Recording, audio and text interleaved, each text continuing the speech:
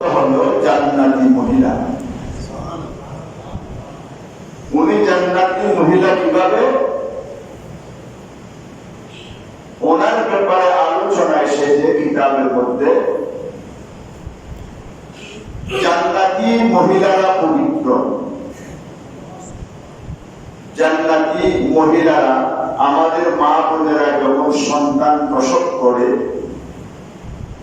40 দিন অথবা তার চেয়ে কম সময়ে তাদের একটা অপবিত্রতা, তাদের থেকে রক্তক্ষরণ হয়, যেটাকে এটা সকল মা বোনদের আছে এবং আল্লাহ তাআলার পক্ষ থেকে নির্ধারিত সকল মা বোনদের জন্য একটা অসুস্থতা প্রতি মাসে, যেটা মা বোনেরা ফিকহ কিতাবের মধ্যে আছে, এটার একটা নির্দিষ্ট সময়সীমা 3 দিন, 5 দিন, 7 দিন, 10 দিন। 10 দিনের বেশি হলে এটাকে বলে ইস্তেহাদা রোগ। এগুলো হলো দুনিয়াতে যারা মহিলারা আছেন ওনাদের জন্য। কিন্তু খাতুনে জান্নাত, ওনাকে জান্নাতি মেয়ে বলার পিছনে কারণ হলো আমাদের মা বোনদের যে স্বাভাবিক একটা রোগ ছিল সেটা মা ফাতেমার কাছে ছিল না। আমরা একটু মহব্বত দিয়ে বলি সুবহানাল্লাহ। আমরা ওয়াজ শুনবো, সেখান থেকে মাসালাগুলো জেনে নেব। রাসূল পাকের মেয়ে মা ফাতেমা গোটা পৃথিবীর মহিলা এক পাল্লায়, রাসূলের মেয়ে মা ফাতেমা জাহরা উনি আরেক পাল্লায়। দুনিয়ার সব মহিলা একই সমান, দুনিয়ার সব মহিলাদের রোগ আছে, কিন্তু খাতুনে জান্নাতের নেই, তাহলে আলাদা। সুবহানাল্লাহ। এখান থেকে আমরা জানতে পারি যে রাসূল পাকের মেয়ে হওয়ার কারণে মা ফাতেমাকে আল্লাহ এখন সম্মান দান করেছেন, যিনি অন্য মহিলাদের চেয়ে আলাদা। কেমন বলেন? আলাদা। তাহলে রাসূল পাকের মেয়ে হওয়ার কারণে যদি উনি অন্য মহিলাদের থেকে আলাদা হয়, তাহলে নবীও আমাদের থেকে আলাদা হবে না, আমাদের সমান হবে। এটা বুঝতে হয়ে যায়। বেশি বাড়াবাড়ি করতে হয় না, বেশি লম্বা ওয়াজ করতে হয় না, বেশি বড় বড় বিশ্ববিদ্যালয় থেকে পাশ করে আসা ইউটিউবার মাওলানাদের ওয়াজ শুনে পথভ্রষ্ট হতে হবে না। ফাতেমা জাহরা রাসূলের মেয়ে হওয়ার কারণে যদি সমস্ত মহিলাদের থেকে উনি আলাদা হয়, তাহলে আমরা আমাদের থেকে নবী আলাদা হবে না, আমাদের সমান হবে? বলেন না? এটা বুঝতে হয় যাবে বাবা। বেশি ইসলাম বুঝে লাগবে না। বেশি বুঝতে গেলে যারা বেশি বুঝে তারা কাজ করে কম, ঠিকই না বলে?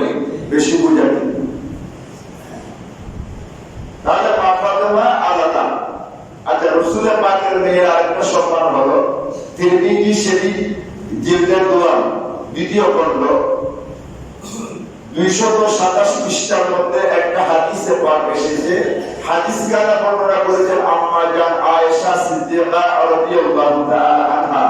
উনি ইরশাদ করেছেন, ইযা দাখালাত আলা নবী সাল্লাল্লাহু তাআলা আলাইহি ওয়া আলিহি ওয়াসাল্লাম কামা ইলাইহা ফাকাব্বালাহা ওয়া আজলাসাহা ফি মাজলিসিহি। সুবহানাল্লাহ। সুবহানাল্লাহ।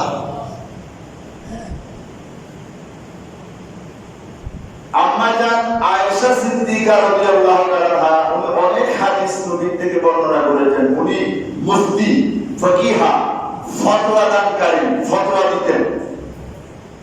অর্থাৎ রাসূল পাকের অন্যান্য বিবিদের কথা তো মানব, কিন্তু মা আয়েশা, আম্মা জান আয়েশা সিদ্দিকার ফতোয়া আমাদের জন্য মানতে হবে। কেননা যত ফকিহ সাহাবায়ে কেরাম আছে, ফকিহ সাহাবায়ে কেরামের মধ্যে আম্মা জান আয়েশা সিদ্দিকাকে এনেছে। মা আয়েশা সিদ্দিকা ফতোয়া প্রণয়ন করতেন, ফতোয়া দিতেন, ফতোয়া দানকারী ছিলেন। তো আম্মা জান আয়েশা সিদ্দিকা রাদিয়াল্লাহু তাআলা বলতেছেন, কি বলেছে? আমি দেখেছি ইজা দাখালাত আলা নবী ফাতেমা জাহরা যখন নবীর ঘরে আসতেন, আমি আয়েশা নবীর সাথে বসে গল্প করতাম। তো নবীর রুমে যখন আয়েশা সিদ্দিকা ঢুকতেন, কামা ইলাইহা নবীজি ফাতেমাকে দেখা মাত্র দাঁড়িয়ে যেতেন। সুবহানাল্লাহ। আর একটু মহব্বত নিয়ে বলতে হবে সুবহানাল্লাহ। সুবহানাল্লাহ। রাসূল পাক কাকে দেখে দাঁড়িয়ে যেতেন বলে? মা ফাতেমাতুজ জাহরাকে দেখে কে দাঁড়িয়ে যেতেন? সুবহানাল্লাহ। আচ্ছা, নবী দাঁড়িয়ে যেতেন, এটা কি আপনি সাধারণ মানুষের দাঁড়ানোর সাথে তুলনা করবেন? না। এটা মানে কি? নবী দাঁড়ানো মানে সবাই দাঁড়িয়ে যাওয়া। সাহাবায়ে কেরাম দাঁড়িয়ে যেতেন। প্রথম আসমানের ফেরেশতা, দ্বিতীয় আসমান, তৃতীয় আসমান, চতুর্থ, পঞ্চম, ষষ্ঠ, সপ্তম যত ফেরেশতা বলেন সবাই নবীর সম্মানে দাঁড়িয়ে যেতেন। এমন রিওয়ায়াত কিতাবে আছে। সুবহানাল্লাহ। রাসূল পাক দাঁড়িয়ে যেতেন। ফাকাত বালাহা আম্মা জান আয়েশা সিদ্দিকা রাদিয়াল্লাহু তাআলা আনহা বলেন, আমি দেখতাম খাতুনে জান্নাত যখন আমি নবীজির ঘরে, আমার নবীজির ঘরে তশরিফ আনতেন, নবী দাঁড়িয়ে যেতেন। ফাকাত বালাহা, নবীজি ফাতেমার কপালে একটা চুমু দিতেন। সুবহানাল্লাহ। বাবারা মেয়েকে চুমা দেয় না? মহব্বত করে ছেলে মেয়েদেরকে চুমা দেয় না? আমার নবীজি মা ফাতেমাকে চুমা দিতেন। এবং এতক্ষণ পর্যন্ত নবীজি যেখানে আমার সাথে বসে বসে কুশ গল্প করতেন, আমার নবীজি যেই জায়গার মধ্যে বসে আমি আয়েশা সিদ্দিকার সাথে গল্প করতেন, আমার নবী ওই জায়গায় যেখানে এতক্ষণ নবী বসতেন, যেখানে নবী বসা ছিলেন, ফাতেমাকে কপালে চুমু দিয়ে এবার নবীজি এতক্ষণ পর্যন্ত যে জায়গার মধ্যে বসেছিলেন ওই জায়গার মধ্যে ফাতেমাকে বসতে দিতেন। একটা হাদিস। তারপরে সে যে মা ফাতেমাতুজ জাহরার ব্যাপারে এবার আরেকটা হাদিস বলতেছেন, ওয়া কানা নবী সাল্লাল্লাহু আলাইহি ওয়া আলিহি ওয়াসাল্লাম ইযা দাখালা আলাইহা কামাত মিন মাজলিসিহা।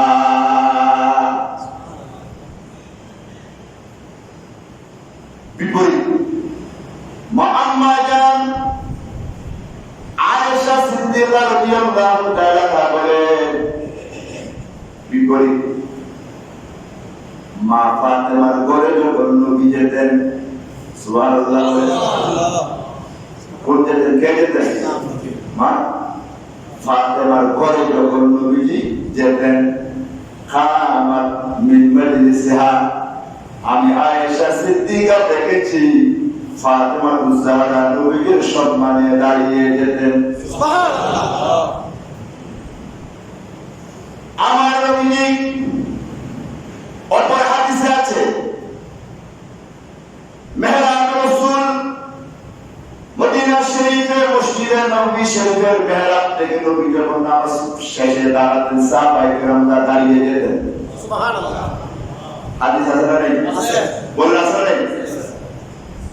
মা ফাতেমা উনিও সাহাবী, উনি কি সাহাবী, এবং নবীর আওলাদ, নবীর আহলে বাইত, নবীর কলিজার টুকরা, নবীর শরীরের অংশ। ফাতেমা তো বিদআতুন মিন্নি, ফাতেমা আমার শরীরের অংশ। কেউ যদি শরীরে কাটলে কষ্ট পায়, আমার ফাতেমাকে কেউ কষ্ট দিলে আমি নবী কষ্ট পাই। সুবহানাল্লাহ। মাসালা শিকারা করবে নবীর সম্মানে সাহাবায়ে কেরাম দাঁড়াতেন। আছে না হাদিসে? আছে। নবীর সম্মানে মা ফাতেমাতুজ জাহরা দাঁড়িয়ে যেতেন। আছে না হাদিসে? মা ফাতেমাতুজ জাহরা সম্মানে, নবীর সম্মানে আহলে বাইতের সদস্যরা দাঁড়িয়ে যেতেন। সুবহানাল্লাহ। এক মোল্লা ফতোয়াবাজি করতেছে, তৌহিদি জনতার মোল্লা। কোন জনতা? বলে না, তৌহিদি জনতার মোল্লা বলতেছে, আমরা যারা বিরাট কিয়াম করি আমাদেরকে জাহান্নামে যাওয়ার জন্য আর বেশি আমল লাগবে না, শুধু নাকি বিরাট কিয়াম করলে জাহান্নামে চলে যাবো। তৌহিদি জনতা। তবে শয়তান কি? শয়তান খোদাকে মেনেছে কিনা? মানেছে। নবীকে মানে যে খোদাকে মেনেছে। তৌহিদি জনতা মানে শয়তানের দল। কিসের দল? অর্থাৎ তৌহিদ শুধু তৌহিদ মানে রিসালাত মানা। শয়তান শয়তান হয়ে যে তলব করে ইবাদত করে রিসালাত না মানার কারণে তৌহিদ মেনেছে, তৌহিদি জনতা, ওরা শয়তানি দল। কিসের দল বলেন না? আমাদের কোনো ভয় নেই, আমি যা উত্তর দিতে হবে লাঠি সুতা দিয়ে না, কি দিয়ে? কিতাব দিয়ে, হাদিস দিয়ে দেবো সব। তৌহিদি জনতা থেকে পাগল করেন না। তৌহিদি জনতার ফাঁদে ধরলে নিশ্চিত জাহান্নামে যাবে, নিশ্চিত জাহান্নামে, 100% গ্যারান্টি জাহান্নামে যাবে। নাউজুবিল্লাহ বলেন না? রাসূলের পাকের সম্মানে দাঁড়ান বেদাত। আপনারা কথা বলেন না? বেদাত। সাহাবায়ে কেরাম দাঁড়িয়েছে, প্রমাণ আছে না? ফাতেমা সাহাবীরা বলেন না? আয়েশা সিদ্দিকা সাহাবীরা, কোনো সমস্যা আছে? তাহলে আমরা পেয়ে গেলাম নবীর সম্মানে কারা দাঁড়িয়েছেন? বলেন। সাহাবীরা দাঁড়িয়েছে। তো সাহাবীরা যে আমল করেছে, নবী আমাদেরকে সে আমল করার কথা বলেছেন কিনা? বলেছে। নবীজি বলেছে, তোমরা আমার সাহাবায়ে কেরামদের আমলগুলো তোমাদের জন্য সুন্নাত। সুবহানাল্লাহ বলেন। আমি নবীর সুন্নাত এবং আমার সাহাবায়ে কেরামের আমল তোমাদের জন্য সুন্নাত।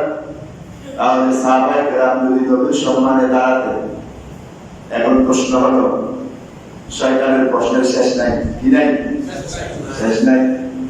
এখন প্রশ্ন হলো, তখন তো নবীজি ছিলেন, এখন তো নবী মাজারে, নবী কোথায়? বলেন, নবীজি কোথায়? নবীজি এখন কোথায়? মাজার শরীফে। নবীজি মাজার শরীফে হলেও কোনো সমস্যা নাই, কারণ নবীজি জিন্দা। নবী যেহেতু আমরা নবীর সামনে, আমরা কার সামনে? নবীর কাছে কিছু দূরে, কাছে নাই। গোটা পৃথিবী নবীজি বলে, আমি গোটা পৃথিবী আমার হাতের তালুর সামনে দেখি। হাতের তালু যেভাবে সবাই দেখে, আমি সেভাবে দেখি। হাতের তালু আপনি দেখেন কিনা বলেন? নবীজি যখন জিন্দা, উলামায়ে কেরামের ফতোয়া হলো, সাহাবায়ে কেরাম নবীকে সম্মানে দাঁড়াতেন। এতদিন পরে আমরা কেন দাঁড়াবো?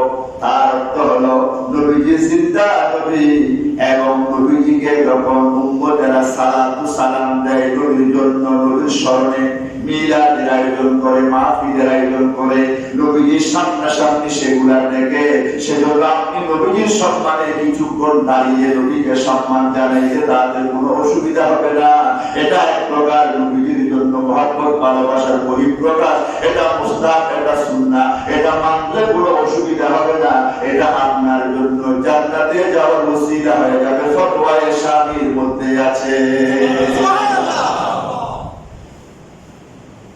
তাহলে শুধু শুধু আমরা কিছু ভালো আমল নিয়ে মানুষদেরকে এমন ভাবে বলতেছি, ওরা বলতেছে যে নবীজির সম্মানে দাঁড়িয়ে যারা মিলাদ কিয়াম করে সবাই বেদাতি, কুল্লু বেদাতিন দালালা, আর বেদাতিরা জাহান্নামে। আল্লাহ আমাদেরকে হেফাজত করুক, একটু বলে আমিন। খাতুনে জান্নাতের ফজিলত বলছিলেন, তাদের দাম নবীজির কোনো কিছুর উপর এখতিয়ার নেই। নবীজির কোনো কিছুর উপর এখতিয়ার নেই, অথচ আপনার পরিবারের আপনার একটা এখতিয়ার আছে। আমি যেটা বলি সেটা হবে। এরকম ফ্যামিলি আছে না? আছে না? মানে গোটা সব ফ্যামিলি তো আপনার কথা চলবে, আপনার পরিবার, আপনার কথা। আমি যেটা বলি সেটা হবে, আমি ঘরের মুরব্বী। এরকম সব ফ্যামিলিতে না? ওরা কেমন কেমন আল্লাহওয়ালা, কেমন আল্লাহ পার্টি, তৌহিদি পার্টি। দেখেন, ওনারা বলে নবীর কোন এখতিয়ার নাই, অথচ আমাদের এখতিয়ার আছে। আমরা একটা ফ্যামিলি চালাইতে পারি, আমাদের এখতিয়ার নেই। আর ওনাদের দাবি হলো নবীর কোন এখতিয়ার। একটু নাউজুবিল্লাহ। আমি কাউকে গালি দিচ্ছি বাবা, আপনারা খুব মনে কষ্ট পাচ্ছেন যে হুজুর আমার বিয়ে একটা আছে, এই পার্টি আমার বিয়ে দিঘা, আমার নবী বসে আছে, আমার আছে পার্টি। আপনার একটা এখতিয়ার আছে না? একটা মসজিদ কমিটিকে আমাদের কথাই চলে না, ওনাদের কথাই চলে, বলেন না? তাহলে ওনাদের একটা এখতিয়ার আছে, ক্ষমতা আছে। তো আপনি নবীকে এভাবে মূল্যায়ন করলেন যে নবীর কোন এখতিয়ার। তো আপনি কিরকম তৌহিদি জনতা, কিরকম আল্লাহ মানেন? আপনি নবীকে আপনি নামাইতে এমন ভাবে নামাচ্ছেন, আপনার সাথে নবীর সাথে তো শত্রুতা কিসের? আপনি তো ইসলাম তারিখ সত্য নবীর মাধ্যমে পেয়েছেন। আপনি নবীকে, নবীর সম্মান গুলাকে আমি মানলে অসুবিধাটা কোথায়? কোরআন শরীফে আছে না নেই? কি আছে? আর সাউন্ডরা বলবে একটু আমার হয়তো অনেক আগে মুখস্থ করেছে, একটু খোদা বেশি টানতে হবে, কম টানতে হবে, একটু এদিক ওদিক হয়ে যায়। এগুলো আপনার নিজ গুণ, আমাকে একটু বাবা সুন্দর শিখে দেখবে না। সূরা নিসা, ফানকিহু মা তাবা লাকুম মিনান নিসাই মাসনা ওয়া সুলাসা ওয়া রুবা', ঠিক না? তোমরা যদি ইচ্ছা করো, যদি সামর্থ্য থাকে, যদি পারো, বিয়ে কয়টা? দুইটা। বাবাটা বলেন দুইটা। তারপরে তিনটা, তারপরে চারটা। ওয়া ইন খিফতুম আল্লা তা'দিলু ফাওয়াহিদাতান, ঠিক আছে? আপনি এই আয়াতের অর্ধেক পরে যদি মাশাআল্লাহ কোরআনের দলিল পেয়ে গেছি, বড়টা একটা, আলাদাবাদে গিয়ে একটা, মুশতালি একটা, বাসতালি একটা, চারটা করে ফেলবেন, কারণ কোরআনে আছে। হবে? কোরআনে আছে তো? কয়টা বিয়ে বলেন না? আচ্ছা, এই হুকুমটা আল্লাহকে দিয়েছেন, তোমরা চাইলে দুইটা, তিনটা, চারটা বিয়ে করতে পারো। এটা ক্ষমতা কারো আছে? বলেন না বাবা। এটা কে বলেছে? কোথায় বলেছে? কোরআন শরীফে সূরা নিসা, একদম শুরুর আয়াত, সূরা নিসা। এখন আপনি আল্লাহর হুকুম পেয়ে যদি চারটা বিয়ে করে ফেলেন, এটা কি হবে? কেন হবে না? কোরআন আয়াত আল্লাহ তাফসীর করেছেন, কোরআন দিয়ে তাফসীর, কোরআন বিল কোরআন, কোরআন দিয়ে কোরআনের তাফসীর। ফাইন খিফতু ফাইনা ওয়াইন খিফতু,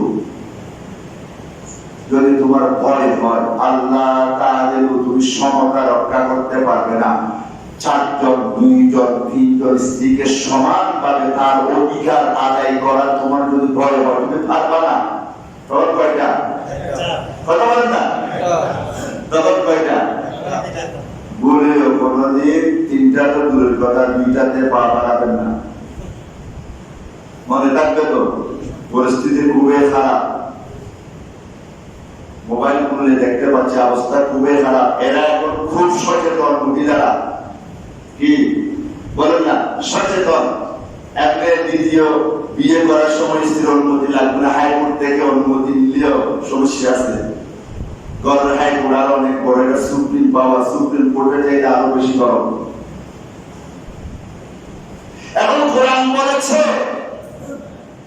দুটা, তিনটা, চারটা করতে পারবা, কিন্তু ওয়াইন খিফতুম আল্লাহ তা'দিলু ফাওয়াহিদা, তোমরা যদি ভয় করো সমতা রক্ষা করতে পারবে না, মানে অধিকার আদায় করতে পারবে না, তখন একটা নিয়ে সুখী থাকবে। কয়টা নিয়ে? আচ্ছা, এই হুকুম সবার সমান কিনা বলে? বলে সমান। এখন আবু জেহেলের একটা মেয়ে মওলা আলী শের খোদাকে বিয়ে দেওয়ার জন্য কথা পাকাপাকি হয়ে গেছে। সুবহানাল্লাহ। কার সাথে? আবু জেহেলের মেয়ে।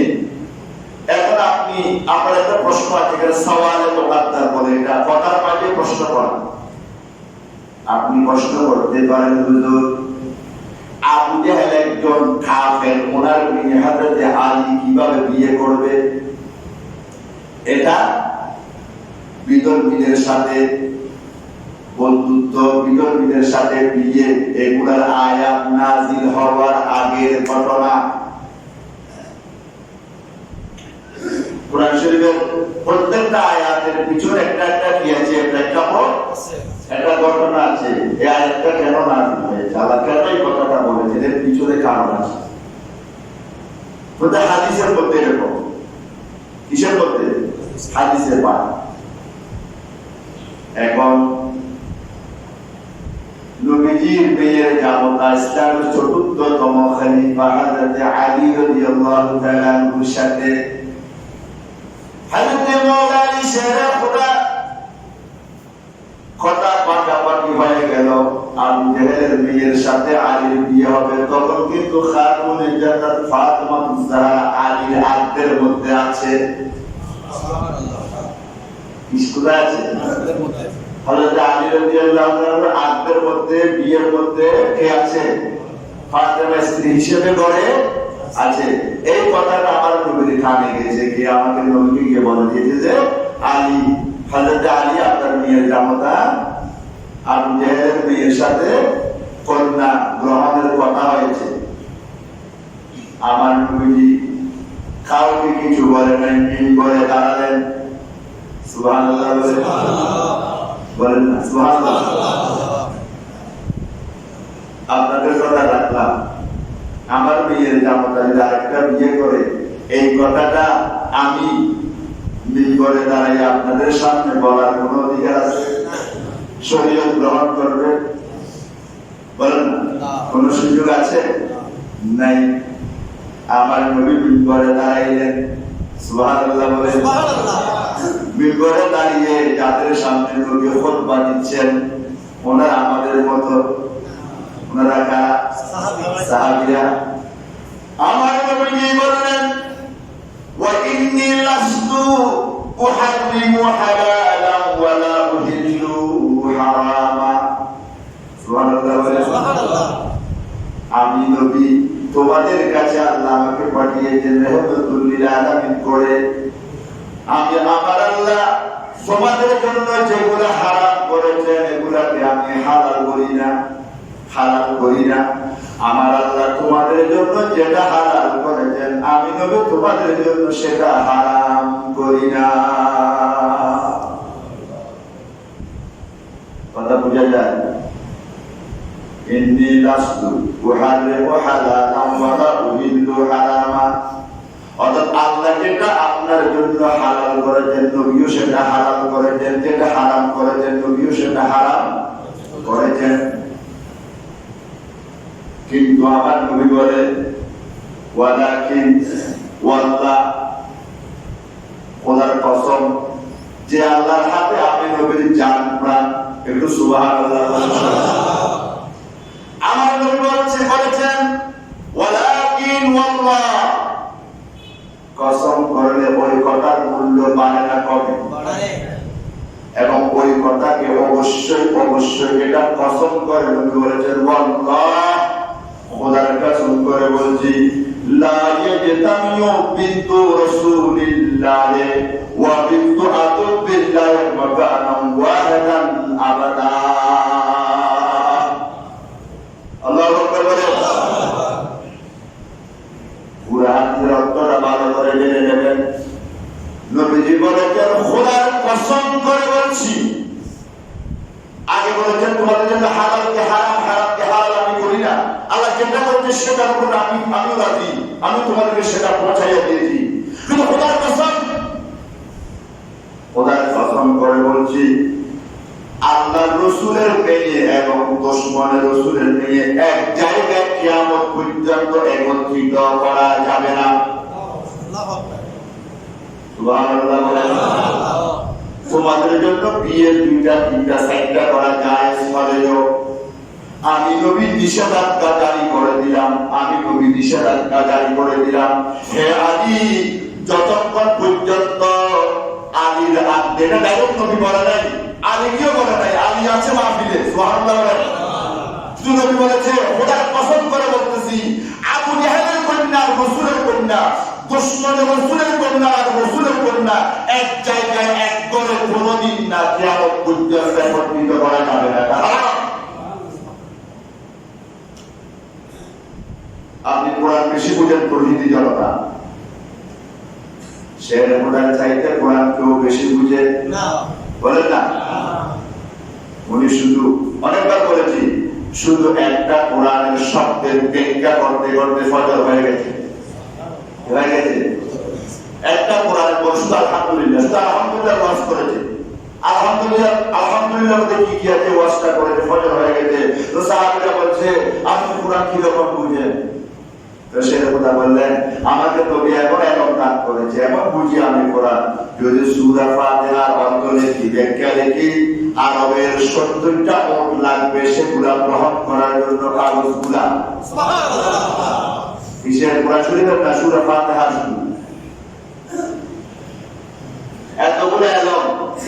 আচ্ছা শেরে খোদা যদি কোরআন এভাবে ভালোভাবে বুঝে শেরে খোদা ওখানে দাঁড়িয়ে কি নবীকে বলতে সাহস করেছে, ইয়া রাসূলুল্লাহ আপনি আমার জন্য দ্বিতীয় বিয়ে হারাম কিভাবে করবেন, দ্বিতীয় বিয়ে আপনি কিভাবে মানা করবেন? আল্লাহ তো কোরআনে বলেছেন মাতনা সোলাতা ওয়া রুবা, আল্লাহ তো কোরআনে তিনটা দুইটা চারটা হালাল করেছেন, আপনি কিভাবে করবেন? এটা কি প্রশ্ন করেছে? সাহাবীরা করেছে, ওইখানে ওয়াহাবীদের করতো প্রশ্ন, সাহাবীরা করে নাই। সাহাবীরা ওয়াহাবীদের সমাজে আপনারা প্রশ্ন করছেন না? সাহাবীরা ওয়াহাবী কি আছে? সাহাবীরা প্রশ্ন করে নাই, কোরআন বুঝার প্রয়োজন না, রাসূল যেটা বলেছেন এটাই হবে আমার জন্য শরীয়ত। আমার রাসূলের ক্ষমতা আছে। সুবহানাল্লাহ, আল্লাহু আকবার বলেন।